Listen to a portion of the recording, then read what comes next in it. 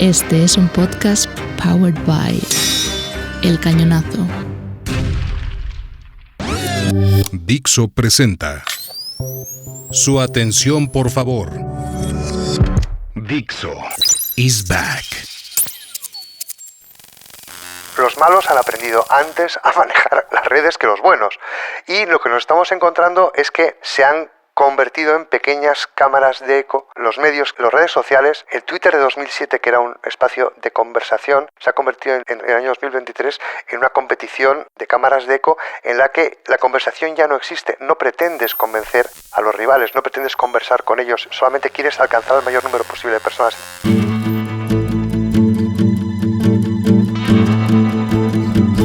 Su atención, por favor. Mi nombre es Roger Casas-Alatriste y en este podcast conversaré con personas expertas en el mundo de la economía de la atención, ya sean creadoras, curadoras o consumidoras de contenidos.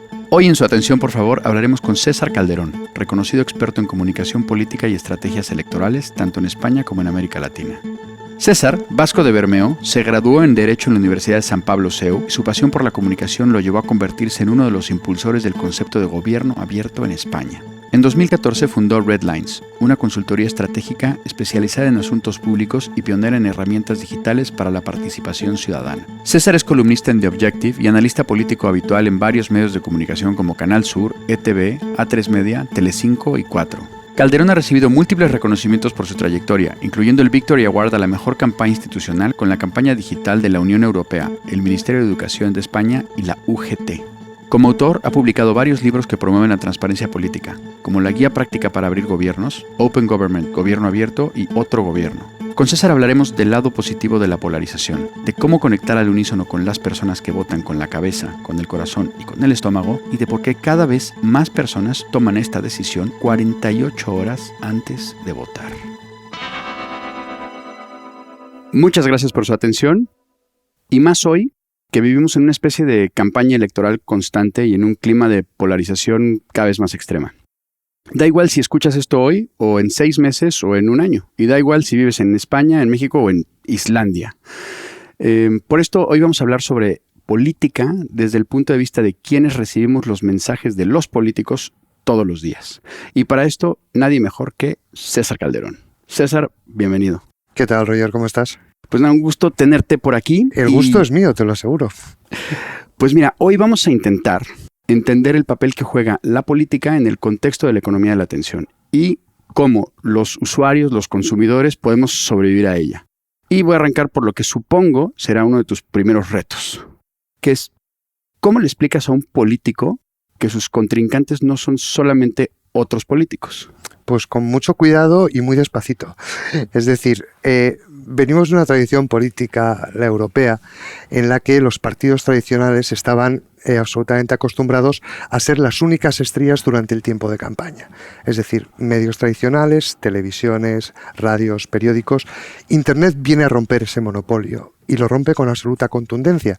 Entonces se dan cuenta los partidos políticos y los candidatos de que realmente ya no están solo compitiendo con otros partidos políticos y con otros candidatos, sino que realmente el espacio público tienen que competir, y tienen que competir duramente, ya no con el partido rival, sino con Coca-Cola, con Nike, con Correos, con Amazon, con Facebook. Es decir, realmente en ese concepto que tú bien has explicado, que es el de la economía de la atención, tratamos de explicar a los políticos que el gran reto no es superar a sus rivales, sino superar un ecosistema lleno de marcas y lleno de impactos. La gente en nuestro país, bueno, en todos los países del mundo, a pesar de que lo que pensemos los muy cafeteros, Roger, le dedica muy poco tiempo a la política. Imagínate el ciudadano tradicional, el ciudadano medio español, que está trabajando 8 horas, tiene 2 niños, los recoge, los lleva al colegio, los lleva a judo, los lleva a música, vuelve a casa, se pone delante del telediario y realmente le va a dedicar a la cuestión política muy pocos minutos al día. El reto de una campaña electoral, el reto de la consultoría política, el reto de cualquier elección es colocar tu mensaje en esos minutos. Y esos minutos van a estar competidos con muchísimos otros rivales. Y los rivales principales, como te he dicho, no son el resto de partidos, sino que son muchísimas marcas comerciales.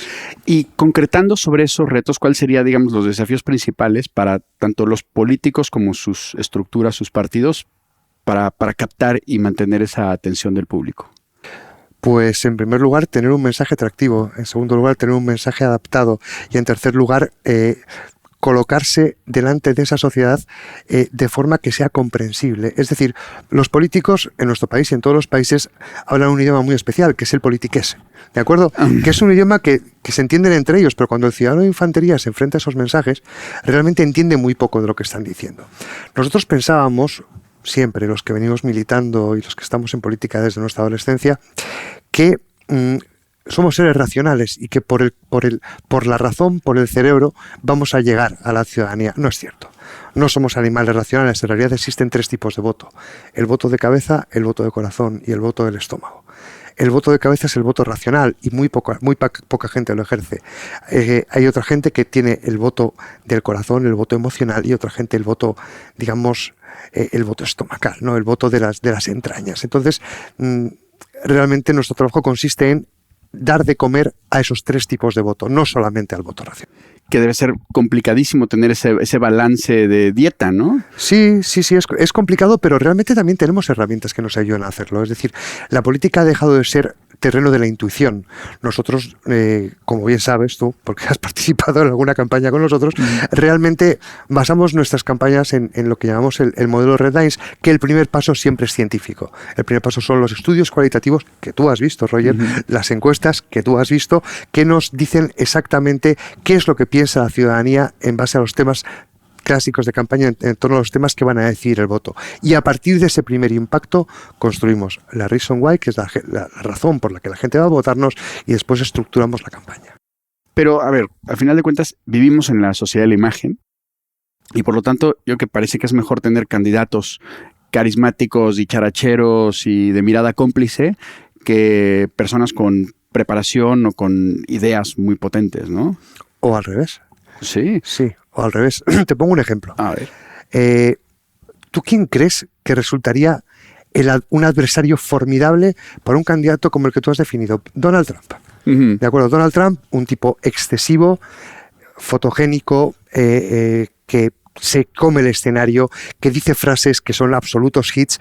Pues si el Partido Demócrata hubiera presentado un candidato de esas mismas características que hubiera entrado al trapo con Donald Trump, pues realmente la campaña se lo hubiera llevado a Donald Trump, porque la gente suele preferir el original a la copia.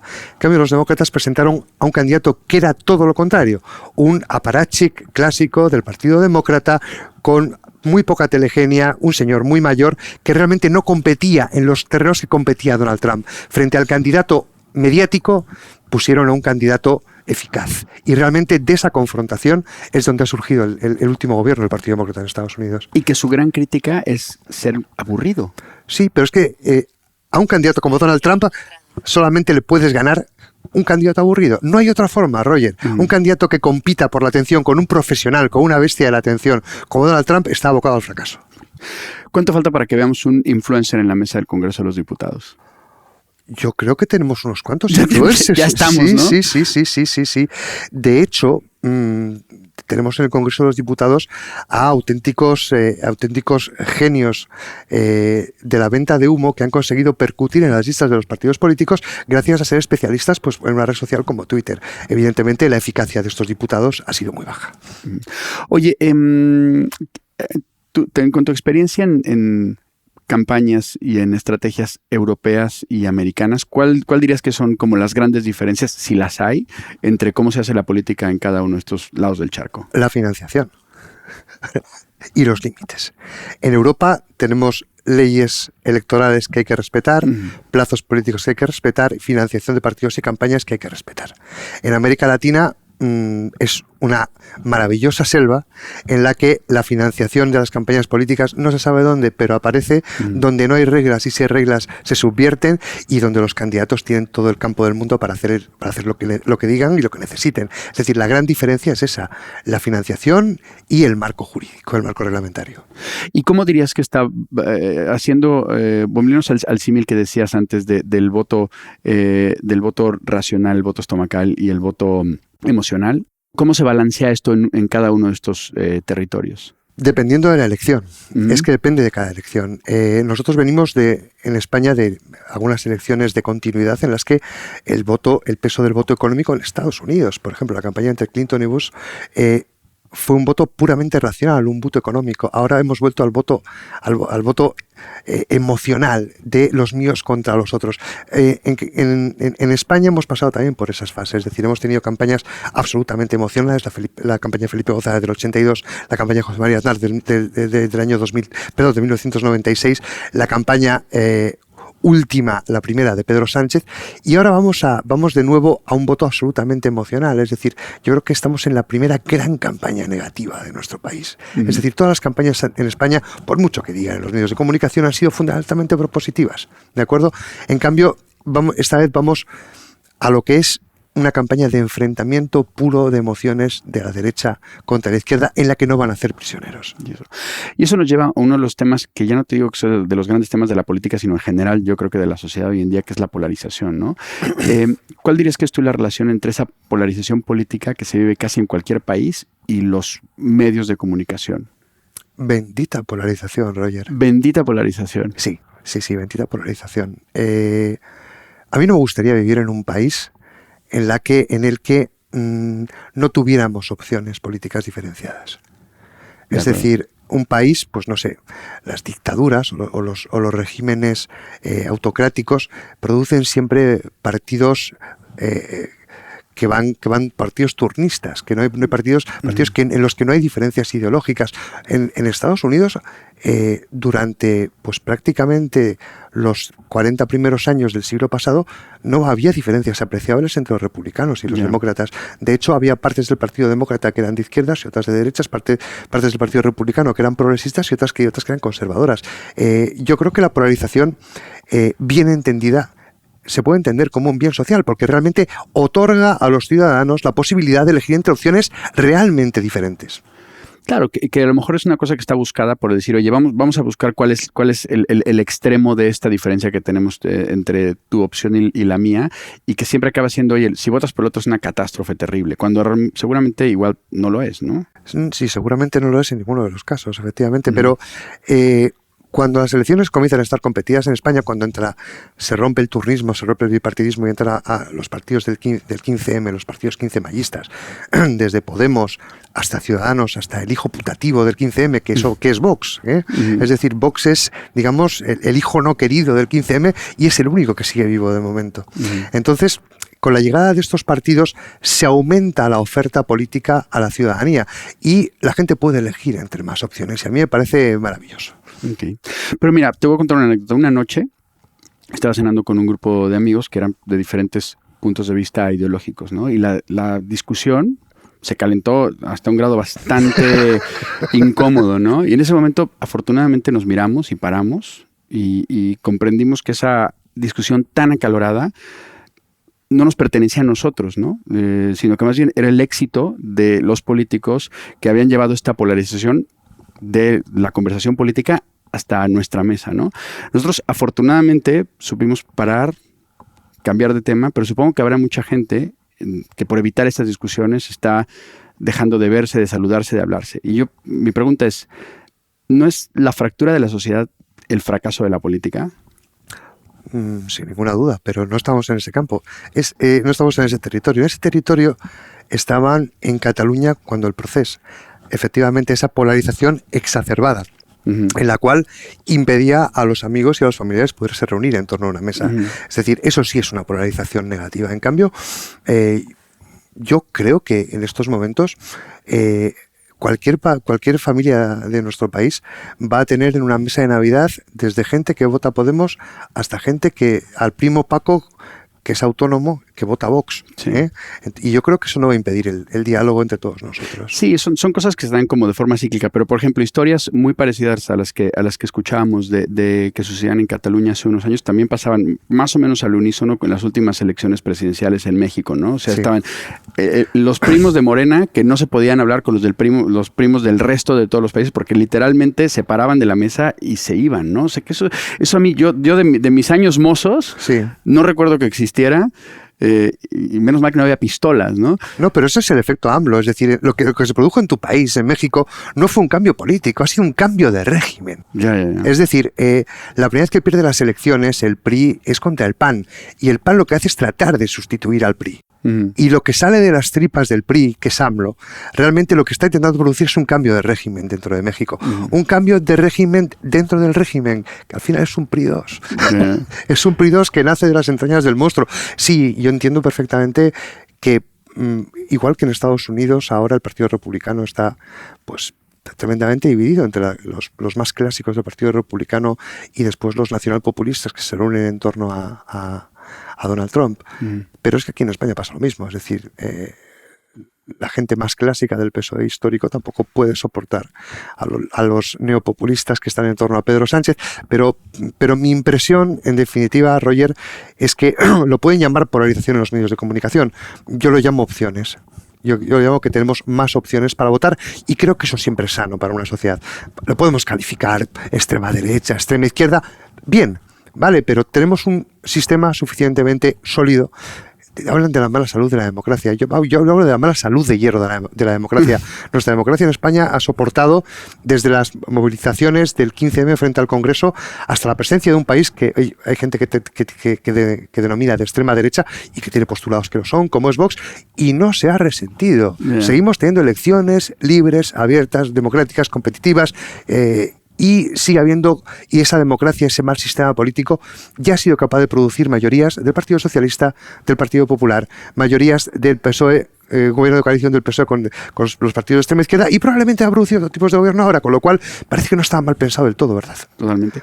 Y ahora que hablas de la movilización, me gustaría hablar de tus especialidades, que es el tema de los medios digitales, ¿no? Fuiste una de las primeras personas que se dedicó al tema de la estrategia política basada o con un gran conocimiento, digamos, de los nuevos medios, de los medios digitales, ¿no? Entonces quería preguntarte, ¿cuál es el rol que juegan las redes sociales y los medios de comunicación digitales dentro de la estrategia política? Es un canal más. Un canal más. Es un canal más.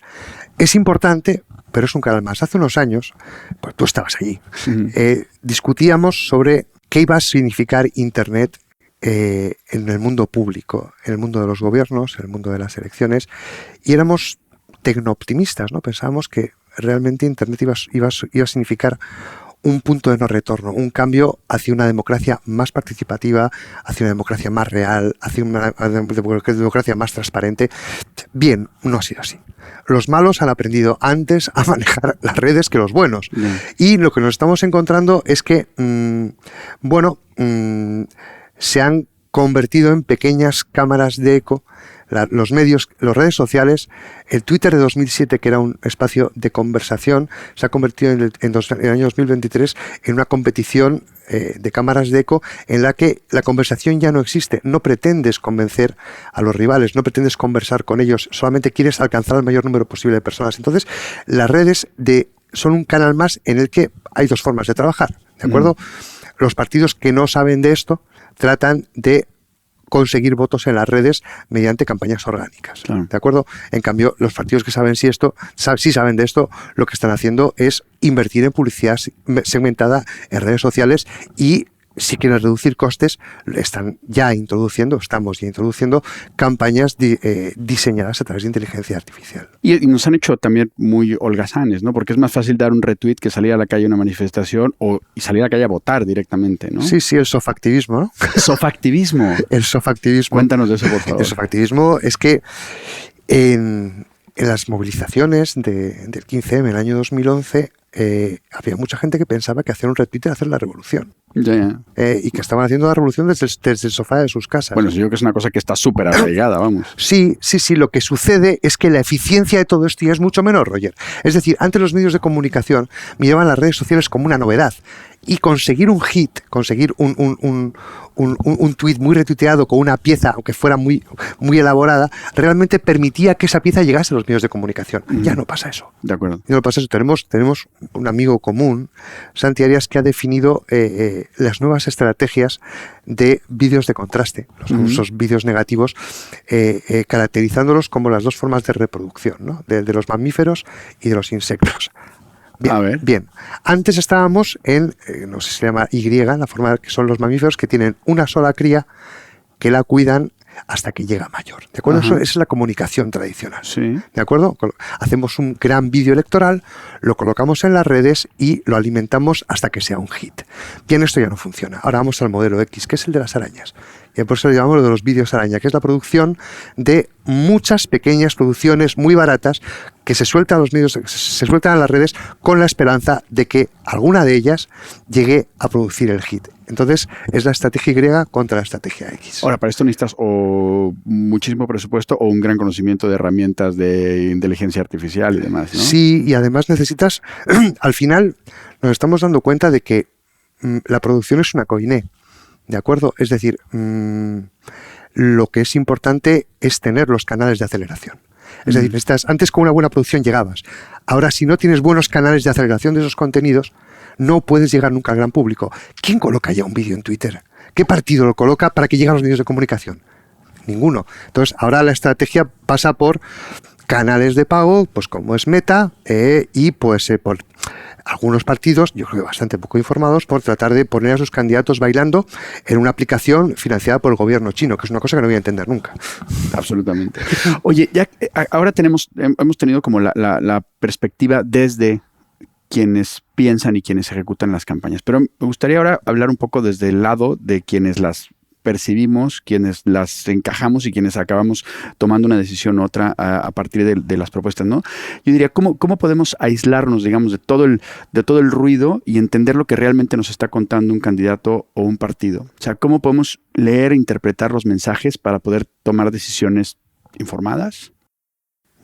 Vete a la mierda. ¿Pero tú que esperes que yo te diga eso? Pues, no, yo me dedico a lo contrario. No. A ver, sí, hay una fórmula. La fórmula tradicional era ir a los programas electorales. Pero te darás cuenta que los programas electorales se construyen básicamente cogiendo el programa electoral de las anteriores elecciones y haciendo un copy-paste cambiando algunas cuestiones. Entonces, yo creo que la forma más sólida de poder hacerlo es coger las intervenciones del candidato, estudiar lo que dice el candidato, compararlo con lo que dice el programa electoral y mirar los principios del partido y sobre todo, mirar lo que ha hecho ese partido en los últimos años y ese candidato. Es decir, es una labor un poco más complicada, pero cualquiera que quiera votar sabiendo lo que vota, evidentemente no se lo van a regalar, tiene que hacerlo. Tiene que hacer este proceso. Claro, y luego el tema es que la gente esté dispuesta a tomarse ese tiempo para hacer eso, cuando lo más fácil es decir, ese me cae bien. Sí, pero es que fíjate, además hay un dato bastante curioso. Es decir, antes, hasta hace 10 años, 12 años, ¿de acuerdo? La decisión de voto se tomaba antes de la campaña o al principio de la campaña. Ahora nos estamos encontrando con que cerca del 40% de los votantes toma esa decisión en los últimos 2 días. ¿El 44%? El 40%. Toma 30 y pico, entre 30 y el 40%, toma esa decisión en los últimos 2 días, muchos de ellos en el propio colegio electoral. ¿Qué significa todo esto? Pues es una bomba para las empresas demoscópicas del país. Es decir, todas las encuestas que estamos viendo se están refiriendo a lo que piensa la gente que va a votar, pero sabemos que hay gente que lo va a decidir el sábado por la tarde e incluso durante el día de la votación. Con lo cual, las tácticas de las empresas demoscópicas han tenido que adaptarse a esta nueva situación y ahora se están haciendo encuestas el sábado por la mañana y el sábado por la tarde. ¿Tienes el dato de cómo han subido las ventas de ansiolíticos entre los políticos en esos últimos 2 días? No, siempre han sido bastante elevadas. De hecho, yo las promuevo sobre todo cuando tienen debates.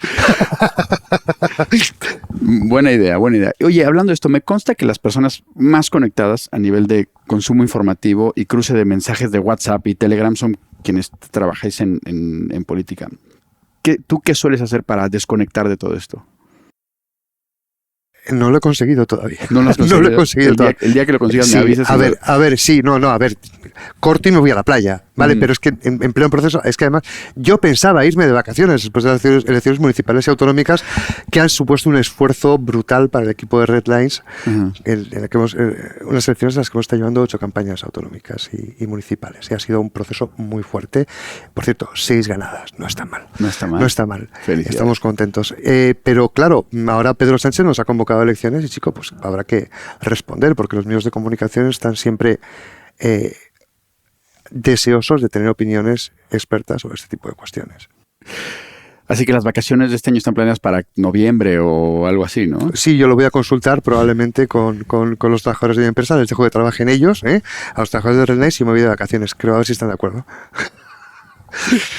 Muy bien. Oye, pues a ver, a la gente que escucha Su Atención, por favor, le gustan mucho las recomendaciones de buenos contenidos. Y te quería pedir alguna recomendación de libro, serie, un disco casi que nos recomiendes. Uf. A ver, un clásico, de acuerdo, y hay que recomendar los clásicos. Se llama In the Loop, es una serie británica y es, pues bueno, la llegada de un gobierno laborista a Gran Bretaña, la llegada de un asesor fantástico del primer ministro y los problemas que tienen en la gestión diaria de ese gobierno. Es una copia, es una recreación con muy mala leche del primer gobierno de Tony Blair. In the Loop, maravillosa, y la recomiendo enormemente. Y por supuesto, si no la han visto, la serie que tienen que ver se llama Sí, Ministro. Sí, Ministro. Sí, Ministro es una serie británica de los años 70 que habla precisamente, el primer capítulo se llama Open Government, Ok. en la que un malvado funcionario acaba con todos los deseos de cambio de un político conservador bonachón que por casualidad llega al ministerio y después lo hace primer ministro. Sí, Ministro y In the Loop. Apuntadas están. Bueno, nos acercamos ya a la recta final de la entrevista y antes de hacerte las 2 preguntas clásicas para todos los entrevistados, quiero hacer una que no le he hecho a ninguno, que tiene que ver con esto, que es ¿en dónde está la atención de los votantes? Qué gran pregunta. En estos momentos, la atención de los votantes está donde siempre ha estado, que es en qué van a hacer los políticos para mejorar mi vida. ¿Qué van a hacer los políticos para mejorar mi vida y la vida de mis hijos, la vida de mi familia? Es decir, por mucho que los partidos políticos intenten hablar de ideologías, de proyectos, de enfrentamientos, van a ser evaluados todos en base a este método. Es decir, ¿qué va a hacer este señor por mí, por mi vida, por la vida de mis hijos? O sea, que la máxima esta de Kennedy de pregúntate no es lo que puedes hacer en mi país por mí, sino yo lo que puedo hacer por mi país es... Sí, bueno, tampoco está mal, pero realmente hay un voto que es un voto adolescente, digamos que es un voto más ideológico, pero la gente en cuanto cumple 30 años, en cuanto tiene responsabilidades familiares, en cuanto tiene hijos, en cuanto tiene una hipoteca, realmente lo que quieren sus políticos es que sean útiles para su vida. Yeah. Eso lo decía un buen amigo en el contexto mexicano, que dice, todo el mundo es liberal hasta que tiene algo que conservar. Está muy bien tirada. César, ¿en dónde está tu atención? Ahora mismo en las elecciones del próximo 23J. Que nos quedan 4 semanas y media. 4 semanas y media. Y las cuento hasta para ver si se acaban de una maldita vez. Sí, y mi atención está ahora mismo pues en cómo vamos a digerir en este país lo que son unas elecciones de cambio como no veíamos hace 10 años. Y qué cosas está haciendo el partido del gobierno para mantenerse en el gobierno, movilizar y engorilar a su electorado que está muy desmovilizado, y voy a intentar llevarlo a las urnas. ¿Qué tácticas utiliza para llevarlo a las urnas? Me parece que están bastante claras. ¿Y qué tácticas está utilizando el partido que va a llegar con bastante seguridad al gobierno, que es el Partido Popular, para conseguir una nueva mayoría, sabiendo que pues lo ideológico no mueve, sabiendo que va a ser muy difícil con un solo tipo de votante y tener la mayoría suficiente para gobernar, y lanzar un mensaje suficientemente transversal como para que su mayoría, que ahora puede estar con las encuestas que tenemos en torno a los 140 diputados, convertirlos en 160 y poder gobernar en solitario. Ahí está mi atención en estos momentos. En una temporada así, más o menos, ¿cuántas horas duermes la noche? 5, ¿4? Sí, 5. 5-4 está bien, ¿no? 4 está bien. A ver, Napoleón dormía 5 horas y conquistó Europa. Yo solamente quiero conquistar, Europa. Muy bien. ¿A quién me recomendarías entrevistar para su atención, por favor? ¿Para que te amplíe estos temas? O para lo que... Sí, mira, Borja Semper. Ok. Borja yo creo que te puede ayudar a entender los esfuerzos que está haciendo el partido de la oposición por llegar al gobierno atrayendo a un electorado transversal, no exclusivamente conservador. Bueno, a ver qué tal está su agenda. Vamos a intentarlo. Ok. Oye, César, pues muchísimas gracias. Como siempre ha sido un enorme placer conversar contigo y más ahora con esta mediación de unos micrófonos. Ha sido un verdadero placer, Roger. No nos veíamos hacía mucho tiempo y hay que verse más. Absolutamente. Y para todas las personas que nos están escuchando, muchas gracias por su atención.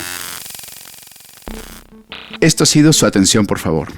Si te gustó esta conversación, sigue el podcast y dale a la campana para estar al tanto de los nuevos episodios en los que hablaremos con las voces más relevantes del mundo de la economía de la atención. ¿Quieres proponernos alguna entrevista o que toquemos algún tema en especial en este podcast? Envíanos tus sugerencias a través de las redes sociales de El Cañonazo o a info@elcanonazo.com. Este podcast ha sido posible gracias a Dirección de Producción, Manfredi Giannone. Producción, redacción y comunicación, Amparo Vega y Marcos Párraga. Tema musical, Iván Raimores y Roger Casas Alatriste. Voz del audiólogo, Silvia Serrano. Diseño de audio y postproducción, Dixo. Diseño gráfico, Banff Creative Studio, Clara Martínez e Isa Valdés. Idea original y dirección, Roger Casas Alatriste. Este es un podcast powered by El Cañonazo. Te espero en el próximo capítulo de Su Atención, por favor, y como siempre, muchas gracias por escucharnos.